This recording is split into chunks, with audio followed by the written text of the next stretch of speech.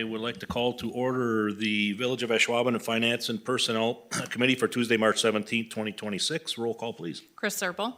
Here. Casey Telford. Here. Kelly Service. Here. Tom Selk. Here. Tim Jaden. Here. All right, please stand for the Pledge of Allegiance.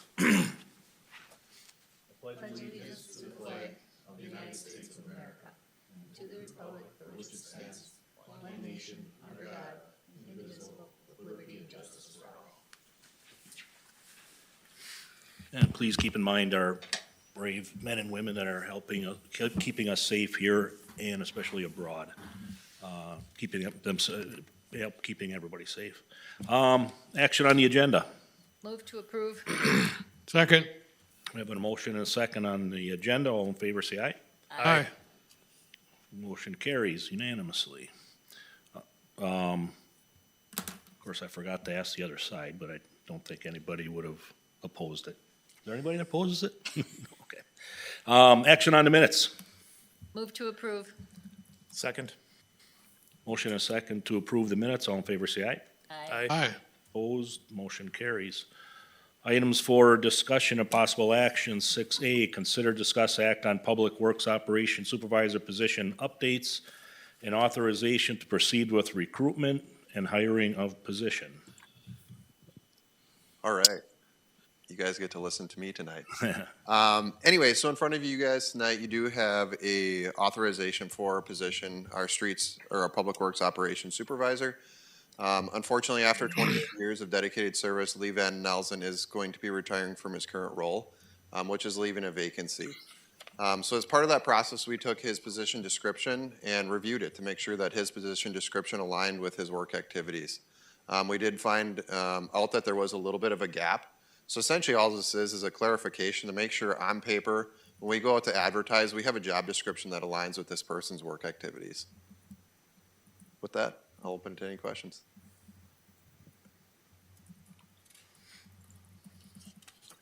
If you'd like, I can read the entire 3-page job description too. But Is there any potential, you don't have to mention names, any internal candidates that might qualify? we do, and they've reached out to me directly, and they do plan to apply. We will be soliciting and advertising internally and externally for this position, just to make sure that we may not be passing by someone that may be external that is very qualified for the position.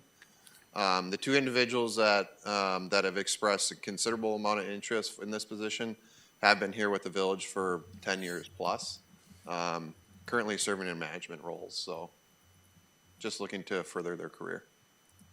Is Mr. Van den Elzen staying with the village just in a different position, or is he done? He's done. So he is near the end of his working career, and just looking forward to the next chapter in his life. What's the timing? What do you expect to hire somebody or? Ideally, so Lee's last day is April 17th. In a perfect world, we'd hire and have someone here well before then. Unfortunately, following this process, we have to also go through village board, so things are probably going to be a little bit delayed. If everything goes as planned, I would say maybe mid-May that this position would be filled, so there'd probably be a 4 to 6 week or more vacancy. That's assuming that we're able to find a good candidate. We unfortunately, not this last solicitation of positions, but the time before that, we did have a failed recruitment. Not trying to fill a position of this caliber, but trying to fill one of our field operator positions. So there isn't the gleam in public service like there used to be. So it is harder to find individuals. So What is different about the position description from what it used to be? So in the position description, it's more just covers the actual day-to-day operational stuff.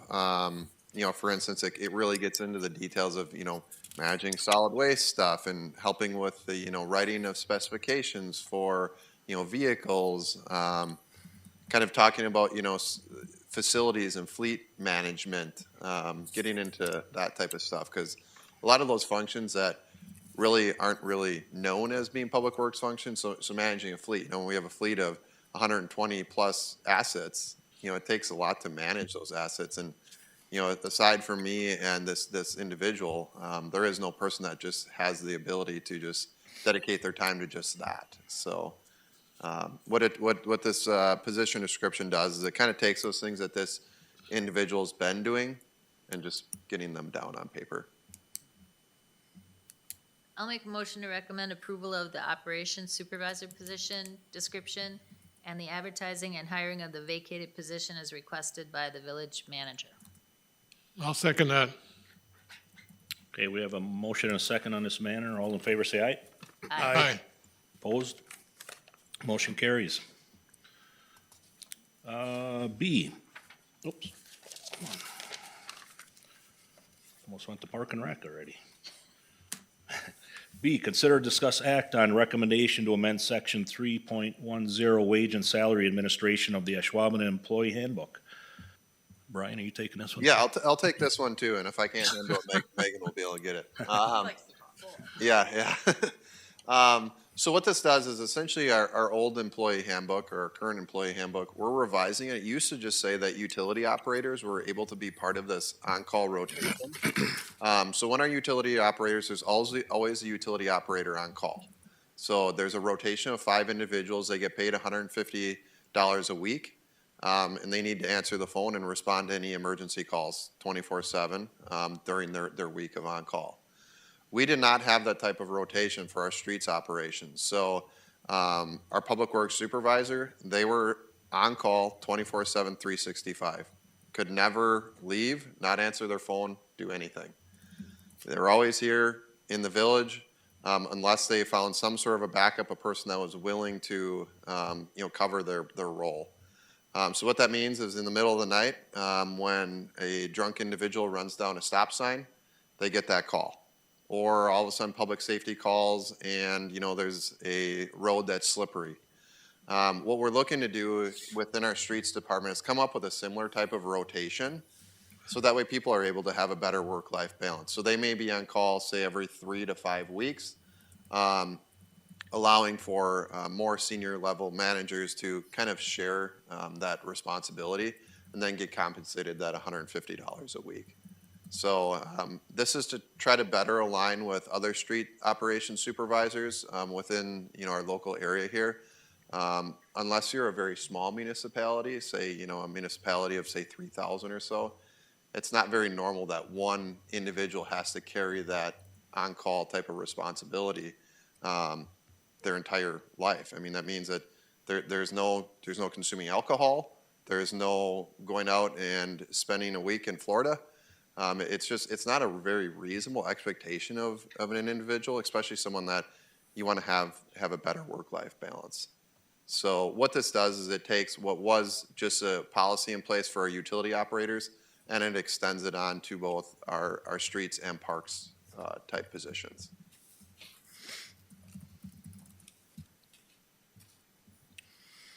So this really doesn't have an impact on the budget at all because you're just shifting it from one person to another?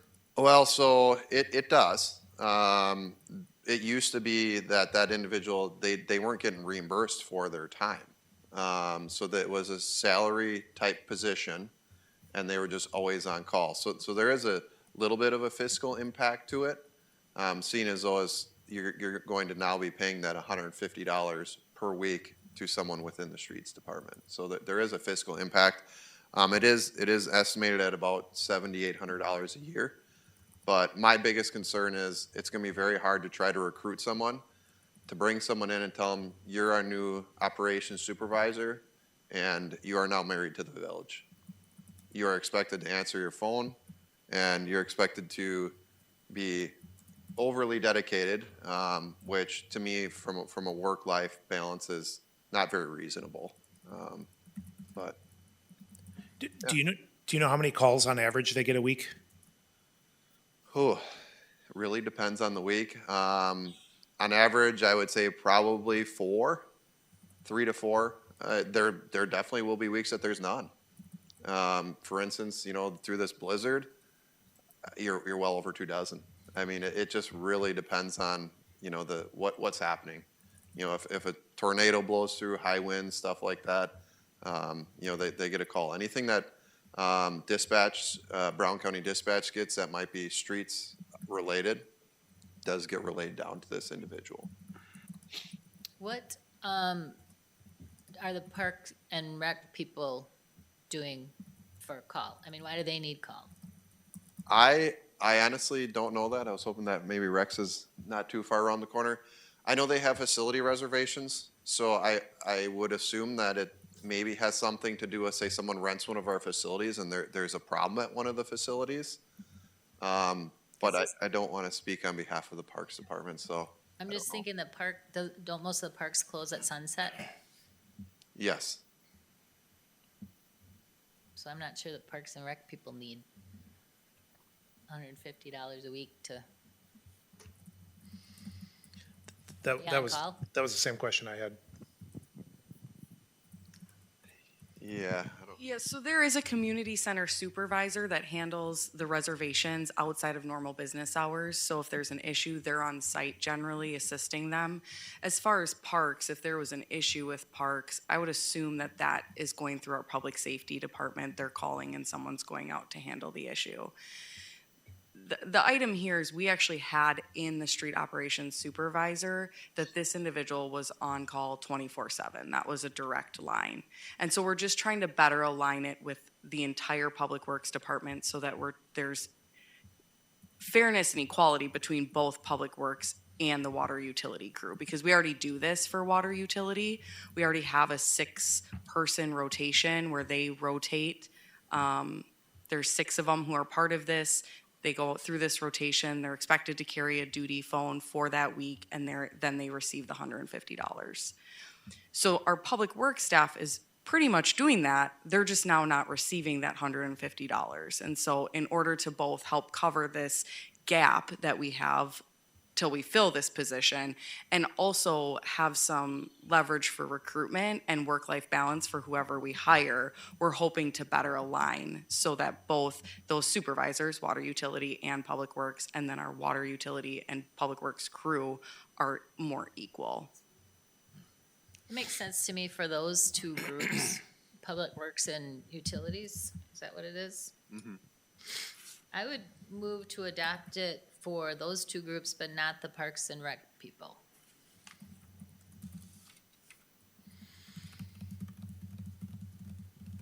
I just don't understand why Park and Rec needs the call person.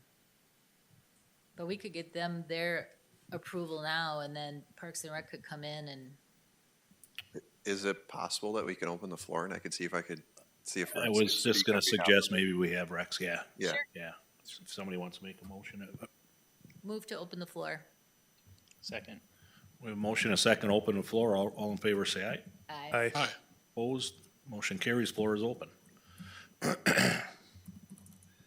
And I'll be honest, I don't know as much of the parks operations, so I'm hoping that Rex can chime in, and How many employees would be affected or would be included in this process? yeah, so I'll be honest, I mean, I'd like to get it to be about 4 to 6 employees, just to kind of, I don't want to say spread the wealth, but also spread the burden.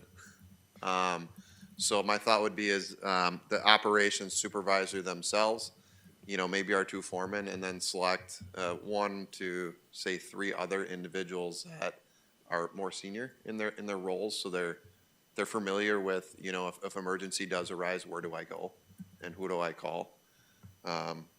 So with that, I mean, we could build it as large or as small as we feel as though is appropriate. But, I think being on call more often than twice a month is kind of a lot. If you have someone that, has a young family and wants to, say they want to travel, or say, they have kids with sporting events, stuff like that. Yeah, that makes sense to me. What portion of the 7,800 is for the Public Works and Utility people, and what portion of that is for Parks and Forestry? I'm gonna do some quick math here and just see what 150 times the 52 weeks is. So the 7,800 must be that entire amount for Public Works. So I don't know if maybe this is something that, I don't know if Joel had spoke with you about this at all, Rex, or if maybe it's something that Hello, everyone. Sorry to pull you in, No Rex. one's spoken to me about anything, but that's okay. I'm here. I'm firing line. What's up? Yeah, so one of the things that we're trying to clean up, I'll just try to get Rex up to speed here. Yeah. So, we had an on-call rotation for our utility employees. With Lee retiring, we're looking to potentially start up an on-call rotation for our streets operations, Sure. which is a $150 a week stipend. In here, Joel had also included that if possible, the Parks and Forestry could be part of this on call. So I don't know, I don't know if you would have a person that may be on call for park rental season, or the intent behind adding Parks and Forestry. So we've been fortunate with on call for Park Rec and Forestry. There's two different situations that could potentially happen. One of them is more administration at the community center where things are locked out. Group shows up, there's nobody there. Typically, we have an on-call supervisor for Park and Rec already, whether it be myself, David, Melody, or one of our college summer program coordinators. They're all assigned weekends, so if there's an issue in the parks, it's their job to handle it. We don't get any typically extra pay, or we haven't gotten any extra pay for it. I mean, a lot of the people involved are salaried employees, except for the college student that takes the occasional weekends. In terms of what they would do, say for instance, issues that happen out on the parks, a window gets broken and the building can't be secured. The community center door, the lock is broken, again, can't be secured. The water line breaks at one of our picnic shelters and water is running out on the ground. What do we do? Typically what winds up happening is that on-call supervisor that we have would call one of our park maintenance people that aren't necessarily on call. This is why I guess I've been lucky. We would just typically call one of our park maintenance people, and we've always found somebody at home that can come in and deal with the situation. Or that on-call supervisor, it's happened to me before, okay, water's running loose, I get a call, or the bathrooms are backed up at the lake and they can't flush the toilets anymore. I'll just call up Twirl. So I'll typically be the one, or David or Melody or someone would be the one that handles it on the Park and Rec side. Occasionally something needs to be done in-house by our park maintenance guys, but we've always, the rare occasion that has happened, we've been able to get a hold of somebody. Not necessarily anybody that was on call, though. And when they come in to help, are they compensated for that? The hourly folks? Oh, yeah, the park maintenance guys? Yeah. Yeah, oh, yeah, absolutely. Okay. Yeah, they'll get overtime on that. Yeah. So it's a minimum call, minimum hour call. What is that, 4 hours, I think? 3 hours on a yep. call in. 3. So I guess it doesn't make sense to me to have them included in this. The budgeted amount is really for public works and utilities, and the park and rec people already get paid when they come in after time. So it should be noted, just so there's not a little bit of confusion here. If this individual does come in and performs work, they do still get their overtime minimum 3 hours of call-in pay. So you have on-call pay, which is having you answer the phone, stay sober, be close by. So you're essentially that person that's there in the time of need. If that person is not able to, rectify the solution over the phone, they may have to come in or call people in, because we've had instances before where multiple trees fall down on a road. Well, this individual is not going to tackle that on their own. They're going to call in a crew, and those individuals would be paid a minimum of 3 hours or however many hours worked in order to rectify the problem. Okay. Do we want to close the floor? If I can jump in, since we're talking about this. If we in the future, because wouldn't be able to get a hold of a park maintenance guy, then would we be able to call a public works employee, that on-call supervisor, to try and get somebody in? Yep. To maybe secure the building or a door at the community center? Again, we haven't had any issues, but things do happen. Right. So is that? Yeah, no, I mean, we're all kind of one for all type of thing. So. Correct. Yeah, I don't foresee that. Rex is asking if, he could contact us if he got in a situation where he isn't able to get any of his individuals to come in. I don't foresee that being a problem. We work in tandem often, whether it's forestry related items or snow removal. So we're both kind of tied together when it comes to big projects, and we are small enough here, thankfully, that we aren't siloed, which is good. So I don't know, I did make a motion, nobody seconded it though. So right now we have nothing on the floor, but do you want me to move again to get it passed for your guy that you're trying to hire? Just for those two sections, or do you want us to send it back and have whoever wrote this section rewrite it so that it only includes public works and utilities? Isn't there a motion and passed? I moved, but nobody seconded it, so it's disappeared. Do you need the motion to close? Yeah, should we close the floor? Yeah, we did that. What's that? We moved to close the floor. No, we didn't We move to did. close it. Oh, So I'll make a motion to close the floor. second? Okay, motion a second to close the floor. All in favor, say aye. Aye. Opposed? Floor is closed. I think, yeah, because you did make the motion, I think before we have any more discussion, do we need to have a second on it? Or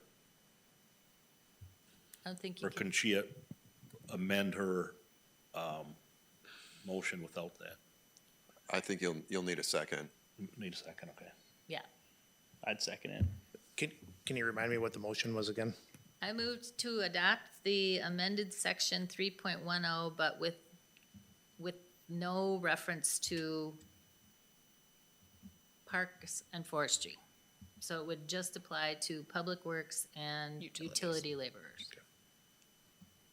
Okay, so we have the motion here with the, with the amendment to it, I guess. So all in favor, say aye. Aye. Aye. Opposed? Motion carries. Okay. So do we want to leave it as is, or, No, they'll have to amend it. well, that's kind of what we did here, isn't it? Yeah, what we'll do is, unless you want to see it come back to committee, is we'll amend it as it's written and then bring it in front of village board for consideration, unless you have a desire to. I think that's I guess it's- faster. That's what she said. That's fine. Just the way it is, That's the way it is now. or, No, take out the reference to the public works. that's or what I the- meant. Or the. Without it Park and coming Rec. back. Yeah, Without it coming back. yeah. Yeah. That's the way okay, it stands now, right? Correct, yeah. Yeah, okay. Would you guys like to see it come back to committee? No. No, I think it's faster if we just go, because you're trying to recruit this person, right? Correct. You want this to Yeah. be part of it. Yeah, it's just gonna unfortunately delay us another month, so So this way, it we'll be won't. treading water for another month. So this way you should be good after village board. Correct. Okay. Items for next agenda. I'd like to see an interim financial report, depending on the timing of the, like, a 6-month one, if we're gonna meet in Yeah. 6 months, 3 months. It's a good idea. I'll be sure that gets passed on to Greg. Okay, He'll be happy to hear that. Yeah. okay. If there's nothing else, I'll take a motion to adjourn. So moved. Second, Motion is second to adjourn. All in favor, say aye. Aye. Opposed, we are adjourned.